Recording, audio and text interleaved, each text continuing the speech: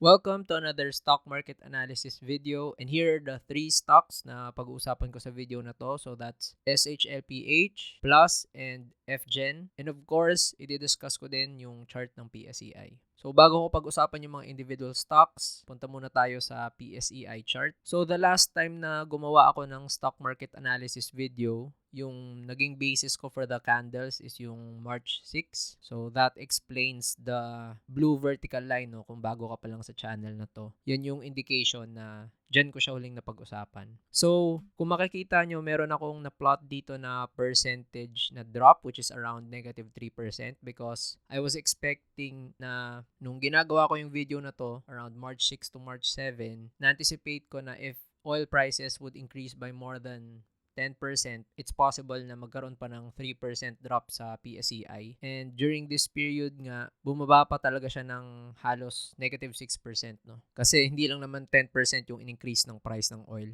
But fortunately, naka-recover kahit papano yung PSEI. Although hindi pa siya nakakabalik doon sa 6.4 levels and above, at least nag-hover lang siya dito sa 6.1 na area, which is yung S2 na support. So because of that, yung nangyaring drop tapos itong current prices sa ngayon, kailangan ko nang baguhin yung mga support areas ng PSEI. So, it's very clear na ito na yung kanyang current support. So, mukhang nagkaroon dito ng double bottom, no, sa short term. So, this is going to be the S1 already. Yung 5,933 na levels. Tapos, of course, itong previous na S1, along with the high dito sa 6.2, I think ito na yung magiging R1, which I think will be the strongest resistance for the PSEI moving forward dahil ito yung previous resistance na naging support. And then, sa sobrang lakas ng bentahan, nag-drop siya tapos nilagpasan niya lang yung area na to. So, this is going to be the important resistance for me. Hanggat hindi niya na-overcome yan, hindi ko nakikita na babalik yung PSEI sa 6.566 na area. So, ibig sabihin, itong area na to, yung 6.5 papuntang 6.673, I think this is going to be the R2 already, which is the range na kasi ito yung kanyang resistance dati. And 7,000, you can treat it as R3 or psychological resistance, although walang structure resistance dyan towards the left. So, I think ito yung important levels na resistance ng PSEI. And gaya nga ng napag-usapan ko sa previous video ko, I think matagal-tagal pa before makabalik yung PSEI ulit dito sa bullish area niya ng above 6.5 dahil sa mga nangyaring recent events. Tapos, wala pang napapakitang sobrang gandang improvement. So, it's either the PSEI consolidates dito sa S1 support niya na bago, tapos yung R1 resistance, or mahulog siya towards dito sa next niya na support, which is now the S2, yung 5.5 na level. So, I think consolidation lang muna yung mangyayari sa PSEI unless of course magkaroon ng sobrang bearish ulit na move for oil na kung saan tumaas siya ng tumaas, no? Kasi grabe yung pag-rely ng economy ng country natin sa oil na galing sa Middle East. So, unless magkaroon ng sobrang gandang improvement dyan para tulakin yung PSEI above ng 6.3, mataas yung chance ng consolidation lang yan or mahuhulog pa ulit yung PSEI dito sa S2. So, puntahan natin yung unang stock na i-review ko. So, that's SHLPH. SHLPH, medyo matagal na since napag-usapan ko yung stock na to. Last week of January pa. And during this time, I've plotted several drawings here indicating yung possible scenarios ng SHLPH, no? So, on the bullish side, syempre i-revisit niya yung R1 and R2 na resistance. And sa sobrang bullish, no, pwedeng maabot niya yung R3. And then, kung hindi man mangyari yon, it's either consolidation. At ayun nga yung ginawa niya sa level na to. Naglaro lang siya between the R1 and S1 na levels. Tapos, ito na, nahulog na yung price, no, dahil sa volatility ng oil prices. So, it's either S2 or S3 siya makahanap ng support. And sobrang lakas nung selling na nangyari. Halos abutin niya na yung S3, no. So, yung S3 support nasa 940, yung binaba niya nasa 9.71. So, that means about 3% na lang abutin niya na sana yan. So, tatanggalin ko na tong S1 support. Tapos itong S2 support along with the other drawings. So, para sa akin, ito na yung support ngayon ng SHLPH. Ito na yung current na S1 niya. Tapos, ang itsura parang lumaki lang yung consolidation, no? Naging ganito siya. So, lumaki overall yung consolidation ng SHLPH. And meron siyang ginagawang downward channel pattern ngayon. So, ayan siya. So, ibig sabihin, kailangan talagang makalagpas ng SHLPH dito sa R1, no? Kasi pag nalagpasan niya yan, that would mean na-cancel out niya na yung consolidation na sloping downwards dito sa downward channel pattern. Tapos, labas na rin siya sa consolidation niya na ginagawang box or rectangle. So, ibig sabihin, kailangan niya mag-close about 31. So, pag nilabas ko yung MA20, it's very clear na because of the March 9 drop, nagkaroon ng change dun sa trend niya. So, it's possible talaga na short-term consolidation yung mangyari. Tapos, short-term downtrend pa dahil nasa ilalim na siya ng MA20. Yung MA50 naman, kaka-revisit niya. So, although it's good na nasa above siya ng MA50 ngayon, at you can still consider it as a part of a medium-term uptrend, hindi maganda na sign na nirevisit niya yan at talagang tumagos pa. So, ang maganda sana is tinatapik lang niya tapos nagba-bounce back siya kaagad, no? So, siguro pakonsuelo na lang is that may volatility nga. That's why nagkakaroon ng overshoots. Pero para sa akin, that's a weak move na magre-revisit ka ng MA50 tapos mabubutas pa. Sa MA100 naman, then klarong-klaro, nasa long-term uptrend pa talaga siya. Hindi pa naman yan nare-revisit yung area na yan. Although, pag nabutas tong S1 tapos pumunta siya sa ilalim nitong downward channel pattern, then wala nang ibang support kundi yung MA100 na pwedeng sundan. So, for SHLPH, I think the price is going to stay dito sa loob ng box. At kung hindi enough yung buying pressure, mapipigilan siya ng 12 na price area. So, ibig sabihin, ito yung pwede niyang puntahan na levels. So, next stock, that's Plus or Digi Plus.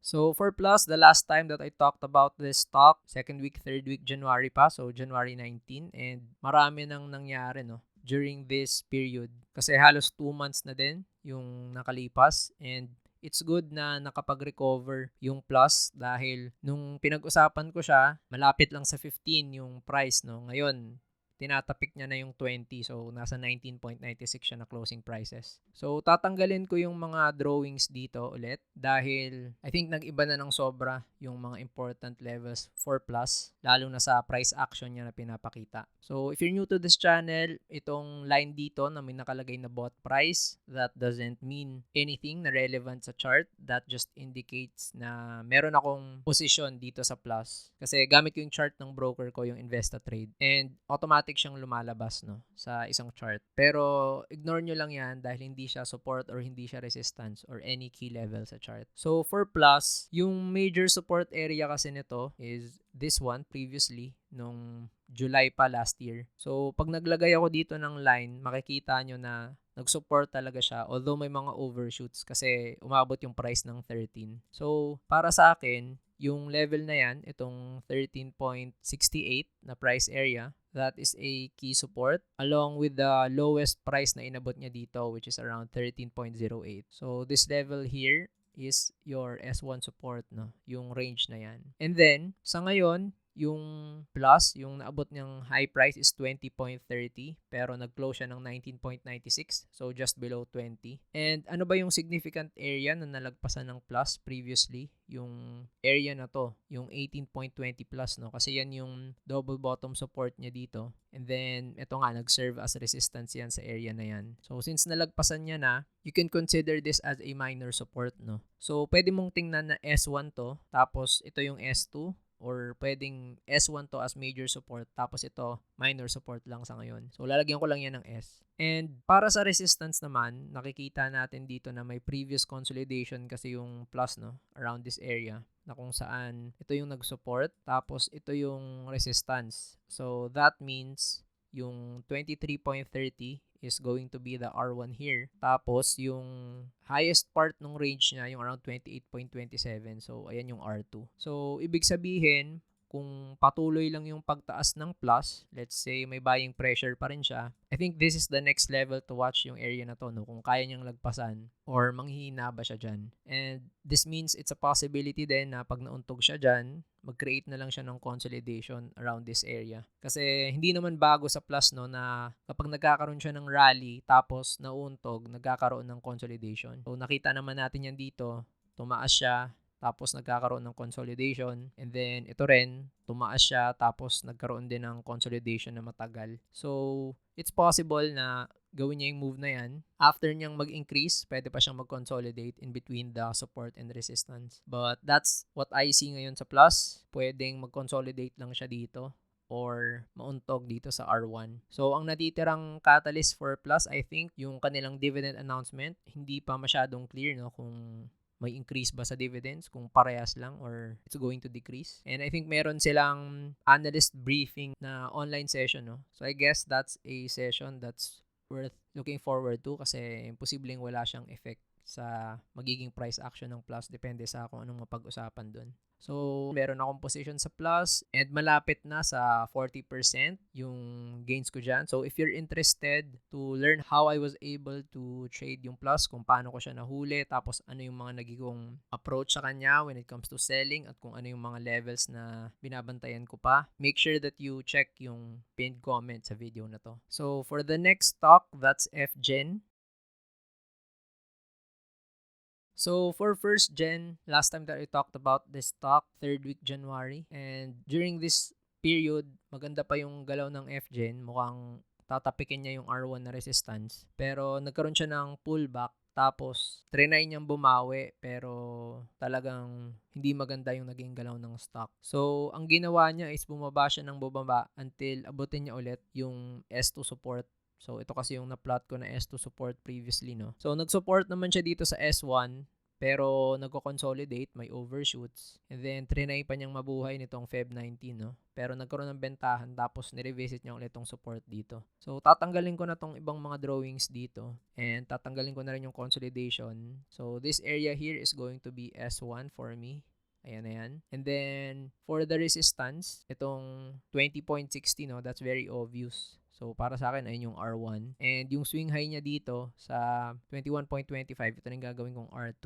And then, yung range high, syempre, R3. And yung multi-year high niya dito sa R4. So, for FGen, pwedeng tingnan natin to on a bigger picture move na kung saan nasa loob pa rin siya ng consolidation niya na to. That explains this large box. Or, it's moving towards a pattern na kung saan downward channel, no? So, pwede siyang maglaro sa prices na to at kung saan yung immediate resistance, pwede pang yung trend line yung pumigil sa kanya. So, around that level. So, kapag nagkaroon pa ng bearishness sa FGen, then it's possible na sumunod siya sa price level na to tapos pumunta pa siya sa 16 na price area, no, pag nabutas tong bagong S1 na support niya. Pero it looks like magko-consolidate lang muna siya sa loob ng channel pattern na to, na downward channel pattern inside of this larger box. Pero magiging maganda sana for FGen kung makalabas na agad siya dito sa downward channel pattern because if it makes a breakout here, mataas yung chance na hindi na siya mag-revisit dito sa 16 na price area. And kung magkaroon man ng further bearishness sa overall market, tataas yung chance na bumalik ulit siya dito sa S1.